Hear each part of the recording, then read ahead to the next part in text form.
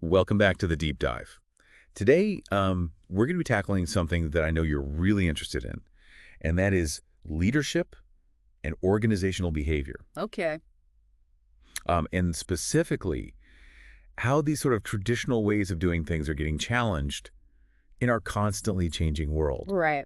You've sent over a ton of research lectures, expert opinions for us to deep dive into, Yeah. so I'm excited to see what we uncover. Yeah. I think it's really interesting just to look at the variety of sources and just see how much questioning there is of the traditional ways of leading and organizing. Yeah, okay, so we've got like this mountain of info. Yeah. Where do we even begin? Right. I was thinking maybe we could start with like really dissecting why those traditional approaches to planning and management, why are they like hitting a wall in this like crazy complex world? Because it feels like it's not just that things change fast, but like our whole understanding of change is like different. Well, one of the papers even uses an analogy. It compares traditional planning to having a map that's constantly being redrawn. Oh. So the moment you think you've got it figured out, the whole landscape shifts. Yeah, and that's what makes it so different than even like 50 years ago. Right. Like it's not just that the pace is faster, Yeah. it's that the ground rules are constantly changing. Yeah. So what happens when leaders try to cling to those old planning models? Like, what are the actual consequences we're seeing? Yeah. Well, several sources point to some pretty significant consequences. Yeah. One study highlighted a manufacturing company that was sticking to this like very rigid 5-year plan, and they ended up with warehouses full of products that nobody wanted anymore because customer preferences shifted so dramatically. Ouch. Yeah, that's a very expensive lesson Yeah. in the limitations of traditional planning. Yeah, and it's not just the plans themselves, it's the Wow. whole management style that often comes with it. Yeah. This top-down management where strategies are dictated from on high, Mhm. far removed from the people who are actually like doing the work. It's like trying to steer a ship from like a windowless room or something. You have no idea what's actually going on. Right. And it reminds me of that lecture we saw on military leadership where they talked about how, generals like Ataturk had to adapt their strategies on the battlefield, Yeah. constantly adjusting to this changing situation. Yeah. It highlights how vital it is for leaders to be close to the action and sense those shifts and adjust. Yeah, so it's not just about speed, it's about a deeper understanding of like how things actually work in this complex, unpredictable world. Right. Which brings us to, I think, complexity theory, Yes. which I feel like a bunch of these sources were pointing to. Absolutely. And what's fascinating is that it challenges our traditional linear view of cause and effect. Okay. A leads to B leads to C. Right. This is much more about those interconnections and the fact that small things can have huge consequences. This idea of the butterfly effect. Okay, I've heard of the butterfly effect, but can you give me like a concrete example? How does that actually play out in a real-world organization? Well, one article described how a small software company nearly went bankrupt because they ignored a seemingly minor change in user behavior on their app, and this turned out to signal a much larger shift in customer needs Oh, wow. that they completely missed because they were so focused on their existing plans and metrics. So it's like you can't just isolate one variable Yeah. and expect to control the outcome. Right. Like everything is interconnected. Yeah. And that's got to be pretty daunting, I think, for a lot of leaders who are used to like a much more predictable, controllable environment. It certainly demands a shift in mindset. Yeah. Instead of trying to predict and control everything, complexity theory really encourages us to embrace emergence. Emergence. Yeah, this idea that new patterns and solutions can arise organically from the interactions within the system. So rather than trying to like micromanage every detail, leaders need to like create the conditions for the right things to kind of emerge on their own. Exactly. It's about fostering adaptability and resilience. And that's where things get really interesting. It's like a gardener, tending their plants. Right. Instead of dictating exactly how each plant should grow, Yeah. the gardener creates the right conditions, the soil, the sunlight, the water, Right. and then allows nature to do its thing. I like that. Leaders in a complex world really need to adopt a similar approach, focusing on cultivating the right environment for their teams to thrive. So what are some of those gardening techniques, so to Mhm. speak, for leaders? Like what kind of environment actually allows for this emergence and adaptability that we keep talking about. Well, I think one really key aspect is recognizing the interconnectedness of everything. Yeah. It's that systems thinking we touched on earlier. Right. Leaders can't just focus on optimizing individual departments or tasks in isolation. They need to understand how all those parts interact and influence each other. Or like that butterfly effect. Exactly, how even small changes can ripple through the entire system. So instead of just looking at like immediate results, leaders need to consider the long-term consequences of their choices. Mm. It's about balancing efficiency with resilience, Yeah. short-term gains with long-term sustainability. Makes sense. And it seems like from these sources, agile management methodologies are really picking up steam as like a way to kind of build this adaptability and resilience into the DNA of an organization. That's right. One of the lectures even called it a survival guide for the age of complexity. Oh, wow. They emphasize iterative development, customer collaboration, and continuous improvement. So basically building in responsiveness and flexibility from the ground up. So instead of those rigid 5-year plans that can become obsolete overnight, Right. it's about having a framework that allows you to like constantly adjust course based on new information and feedback. Exactly. It's about empowering teams to experiment and learn and adapt in real time Yeah. rather than waiting for instructions from the top. And that's such a big shift from that traditional command and control style of leadership. Absolutely. The research really highlights how agile methodologies are all about pushing decision-making down to the people who are closest to the action, Yeah. fostering a culture of collaboration and shared responsibility. One article even described it as flipping the pyramid, Right. putting leaders at the bottom, supporting and enabling those who are doing the work on the front lines. That's a powerful image. Yeah.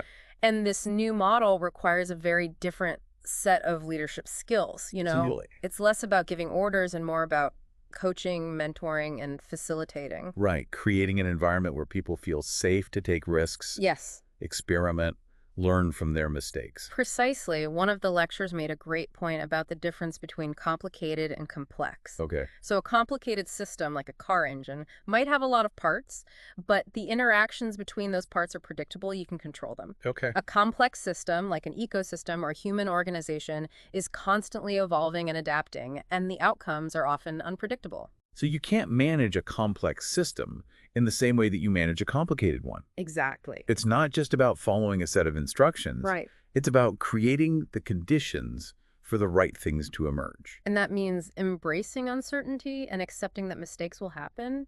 It's about creating what they call a culture of psychological safety, where people feel comfortable speaking up, sharing their ideas, and even admitting when they've made a mistake. That's so crucial because if people are afraid to fail, Right. they're not going to experiment. Right. And without experimentation, there's no innovation. Absolutely. One of the experts even argued that the most important leadership skill in the age of complexity is the ability to create a culture where failure is seen as a learning opportunity, not a cause for blame. That's a big shift for a lot of organizations where failure is often seen as something to be avoided at all costs. It is a significant shift, yeah, but it's essential for building resilience. And one of the papers even described it as shifting from a risk-averse culture to an anti-fragile culture. Anti-fragile. Yes. I like the sound of that. What does that mean exactly? Yeah. Well, it's based on the idea that some systems don't just withstand shocks. Oh. They actually become stronger because of them. Okay. Think of the human immune system. Right. Every time you get sick, your body learns and becomes more resistant to future illnesses. Oh, interesting. So it's about building organizations that can actually benefit from disruptions and challenges rather than just trying to avoid them. So it's like what doesn't kill you makes you stronger. Right? But it sounds like it takes a very specific type of leadership It does. in organizational culture to actually make that happen. Absolutely. And that's what makes this whole topic so fascinating. Yeah. It's not just about applying a set of techniques or frameworks. It's about a fundamental shift in mindset. And it seems like this shift in mindset is also happening at the individual level, too. Yes. It's not just organizations that are changing. Right. It's the whole relationship between individuals and organizations. That's a great observation. Several of the sources highlight this evolving dynamic. It's almost like the old social contract is being rewritten. In what way? Well, In the past, individuals were often expected to conform to the needs of the organization. Right. Today, it's much more about organizations adapting to the needs and aspirations of individuals. So it's less about fitting in and more about standing out. Exactly. Individuals are seeking more autonomy, purpose, and meaning in their work, and they're not afraid to switch jobs or even careers to find it. One article even described it as a power shift, Yes. where consumers and employees have more information and influence than ever before. Right. They can easily research companies, Yes. compare salaries and benefits, connect with others who share their values and interests. So organizations can no longer rely on these traditional methods of recruitment and retention. It's not enough to just offer a good salary and benefits package anymore. Right. You have to create a work environment that's aligned with people's values and aspirations. That's why we're seeing such a rise in concepts like purpose-driven leadership, Yeah. authentic leadership, these styles that emphasize transparency, empathy, and a genuine commitment to creating a positive impact. So leaders need to be able to articulate like a compelling vision for the future Yes. that goes beyond just profits and shareholder value. Exactly. It's about connecting with people on a deeper level. Right. Inspiring them to contribute their talents and energy to something that they believe in. It's almost like the role of the leader is becoming less about directing and controlling Right. and more about like inspiring and empowering. That's a great way to put it. Yeah. And this new approach requires a very different set of skills. Yeah. It's less about command and control Right. and more about empathy, vulnerability, and the ability to build trust and rapport. One expert even said that the most important skill for leaders in this new world is the ability to ask the right questions rather than provide all the answers. That's such a powerful insight. Yeah. It really speaks to the importance of fostering a culture of curiosity, collaboration, and continuous learning. It's about creating an environment where everyone feels empowered to contribute their ideas and perspectives, Yes. regardless of their position or title. Exactly. And this requires leaders to let go of the need to be the smartest person in the room Right. and embrace the collective intelligence of their team. One of the research papers described it as shifting from ecosystem leadership Oh, interesting. to ecosystem leadership. I love that. It's about creating like a thriving environment where everyone can flourish Right. rather than trying to control and dominate. That's a beautiful way to put it. And it ties back to that idea of organizations operating more like living ecosystems than machines. Yes. They need to be adaptable, resilient, and capable of self-renewal. It's about creating organizations that are not just efficient, Yeah. but also ethical, sustainable, and contribute to the well-being of their employees, Yes. customers, and the wider community. And it's about leadership that empowers, inspires, and guides us towards a future where we can all thrive, both individually and collectively. And it's about leadership that empowers, inspires, and guides us towards a future where we can all thrive, both individually and collectively. Yeah. And you know what? It really does feel like a whole new world of work is emerging. Yeah. One of the things that really struck me going through this research is this emphasis on shifting human dynamics. Okay. It's not just about structures and systems, it's about how technology and globalization are fundamentally changing the way we interact and collaborate. That's such a crucial point. Yeah. I mean, one of the articles had this really interesting quote. It said, "The digital age has democratized information and empowered individuals in ways that are still unfolding." Oh, I like that. Right? Democratized information. Yeah, And it really speaks to how consumers are just so much more savvy now. right. They have access to tons of information, reviews, comparisons. Yeah. They're not just like passively accepting what companies tell them anymore. Exactly. And that has a huge impact on the way organizations need to operate. Right. They have to be much more transparent, authentic, and responsive to customer needs and demands. It's like that old saying, the customer is always right, Right. has taken on like a whole new meaning in the digital age. Absolutely. And it's not just customers, it's Yeah. employees too. Right. They're looking for more than just a paycheck. Right. They want to work for companies that share their values, that offer opportunities for growth and development, that give them a sense of purpose. One of the lectures even talked about the rise of this like meaningful work movement, Yeah. where people are actually prioritizing jobs that align with their personal values Right. and contribute to something bigger than themselves. And that has huge implications for leadership. Right. The old command and control style just doesn't resonate with this new generation of workers. Right. They're looking for leaders who are more collaborative, empathetic, and empowering. Several of the sources pointed to like the rise of servant leadership Yeah. as a model that's gaining traction. Which is a pretty radical departure from that traditional, like, hero leader archetype. Totally. Yeah, servant leadership really flips the script. It's about leaders prioritizing the needs of their team members, Yeah. helping them to grow and develop, removing obstacles so they can do their best work. It's like the leader becomes more of a coach Right. or facilitator rather than a director. That's a great analogy, and it requires a different set of skills. Uh-huh. Things like active listening, empathy, emotional intelligence, the ability to Right. build trust and rapport. And one expert even said that the most important skill for leaders in this new world is the ability to ask the right questions Oh, wow. rather than provide all the answers. That's so interesting. It speaks to fostering that culture of curiosity, collaboration, and continuous learning. It's about creating an environment where everyone feels empowered to contribute their ideas and perspectives, Yes. regardless of their position or title. Yes. Exactly. And that requires leaders to let go of the need to be the smartest person in the room Right. and embrace the collective intelligence of their team. One of the papers even described it as shifting from like ecosystem leadership Oh, interesting. to ecosystem leadership. I love that. It's about creating a thriving environment where everyone can flourish Right. rather than trying to control and dominate.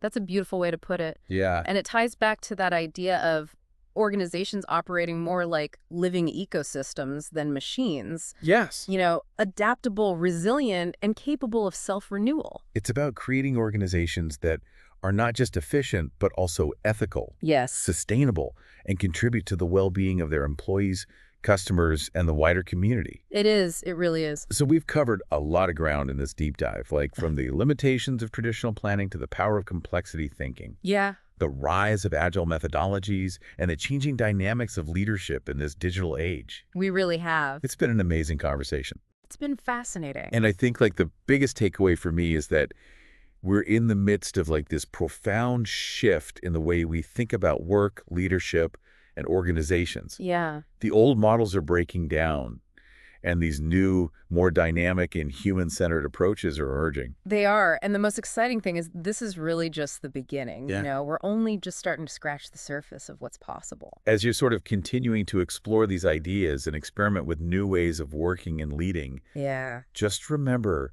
to embrace those principles of complexity, agility, and human-centered design. That's it. Stay curious, stay adaptable, and never stop learning. The future belongs to those who are willing to embrace change and create a more sustainable and fulfilling world of work for all. That's such a great note to end on. Yeah. Thank you so much for joining me on this deep dive. Thank you. I hope you found it as insightful and thought-provoking as I did.